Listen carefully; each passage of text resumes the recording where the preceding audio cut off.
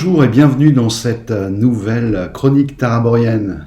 Allez, tous avec Michael Field et son fabuleux Get to France.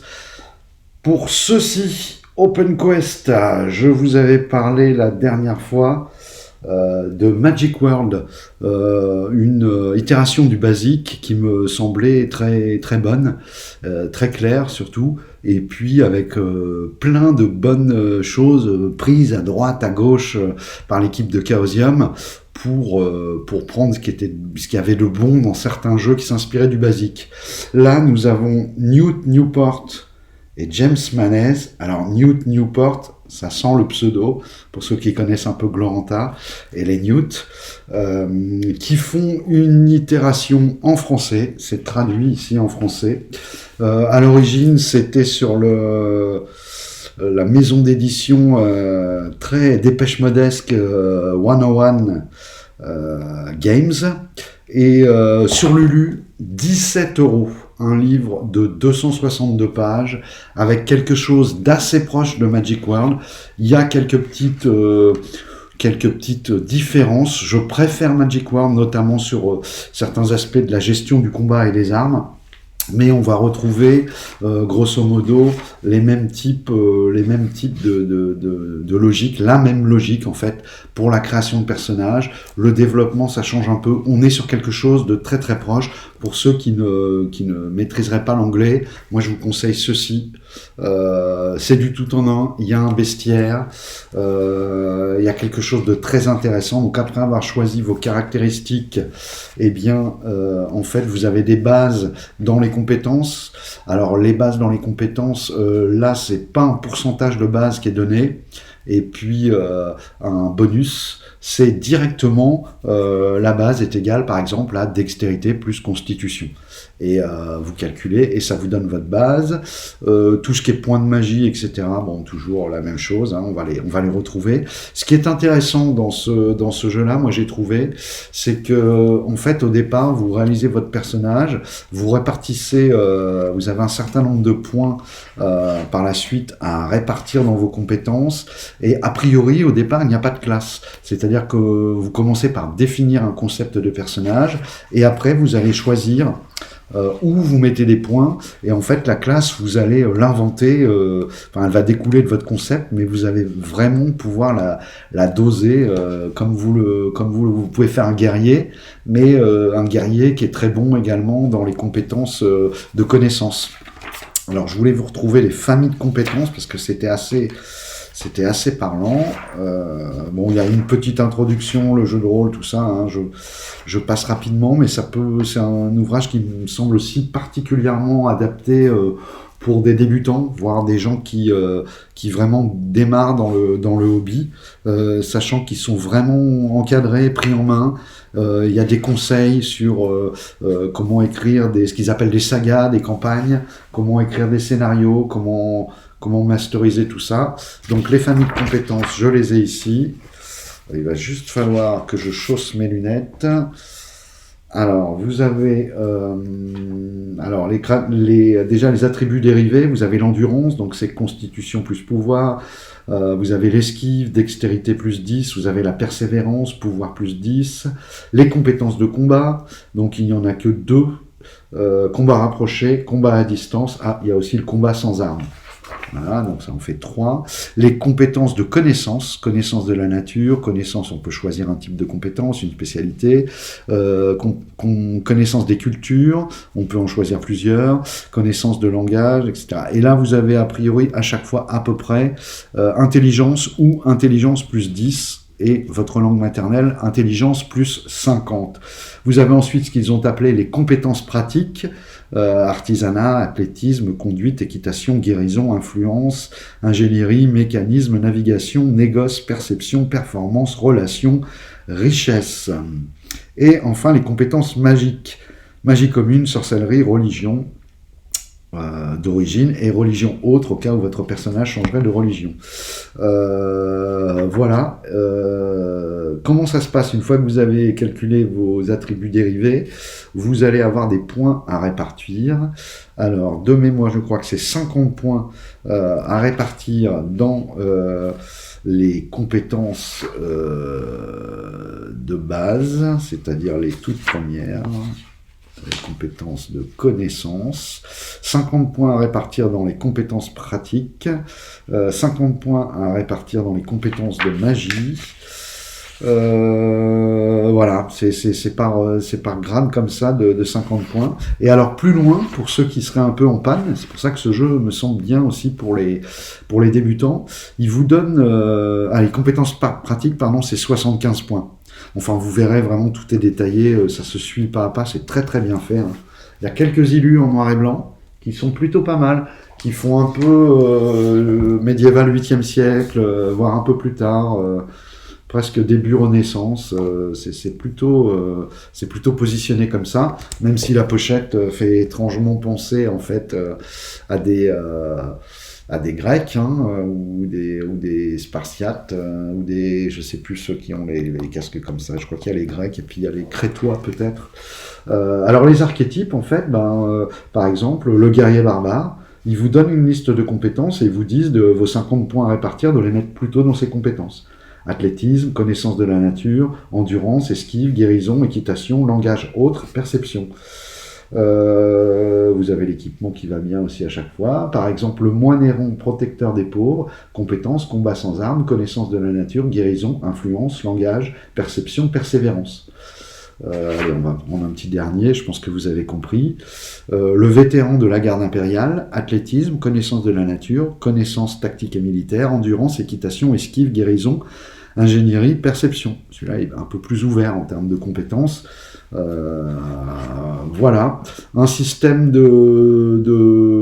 au descend avec ce qu'ils appellent, il n'y a pas de critique, il y a des prouesses dans ce jeu, c'est 1/10 de votre compétence, et puis des maladresses en cas de 0-0. Et puis sur les combats, on va comparer en fait votre réussite à l'attaque, votre succès ou pas à l'attaque, avec la parade ou l'esquive de la personne. Il y a les armures qui absorbent encore une fois les points de vie. Alors là où c'est amusant, c'est que en fait, je crois que la première itération de ce jeu-là elle est sortie en 2009. Ça, c'est la 2e édition. Hein, donc 17 € chez Lulu, foncez vraiment. Voilà. Après, vous devez avoir peut-être 5-6 € de frais de livraison. Enfin, pour moins de 25 €, vous avez un jeu vraiment très très sympa.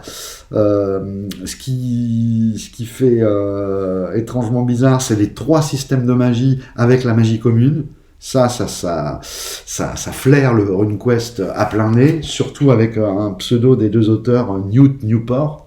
Là, pour si on avait encore des doutes, c'est plus possible d'en avoir. Et puis également, dans le bestiaire, car il y a un bestiaire, il y a le peuple canard. Donc là, voilà, 3 indices qui nous font dire que c'était peut-être une façon détournée de sortir un jeu qui peut très bien se jouer dans l'univers de RuneQuest, même si, à mon avis, il n'avait pas les droits pour citer l'univers ou citer directement, faire des références à RuneQuest.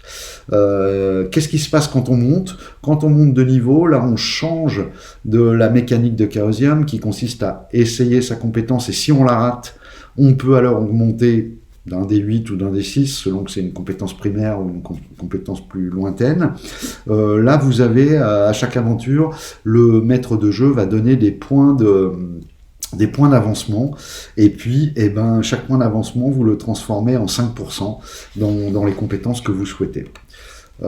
Très très simple, ça a l'air de très très bien fonctionner. Les 3 systèmes de magie, alors la magie commune, alors là il y a une compétence que tout le monde a, c'est une compétence de magie, voilà en fait, qui vous permet d'avoir accès aux sorts de magie commune, qui sont des sorts, plus des sorts de soutien, des sorts de, voilà. Vous avez ensuite la magie divine et la sorcellerie. Intéressant, la sorcellerie, vous avez des points de magie pour pouvoir jeter vos sorts. Vous avez également la compétence de manipulation qui vous permet, sur la base des sorts, de changer soit leur portée, soit leur durée, etc. etc. Un principe bien connu qui était dans Rollmaster d'ailleurs. Et puis, ce qui est intéressant, c'est la magie divine, car la magie divine, vous avez des sorts au départ, selon le rang où vous êtes dans le culte, donc ça aussi c'est très inspiré par les itérations de RuneQuest, et puis vous allez pouvoir, lorsque vous jetez un sort, vous le perdez. et vous le perdez, c'est-à-dire que vous ne l'avez plus. Pour le récupérer, c'est pas juste façon l'ancêtre du jeu de rôle, on passe au jeu vidéo, une nuit de sommeil là-dessus et on récupère tous ses points. Non, il faut aller prier dans un lieu de culte ou honorer sa divinité ou faire des dons, etc. C'est un peu, je pense que c'est pas mal, ça amène encore une fois du récit. J'ai trouvé ça très intéressant.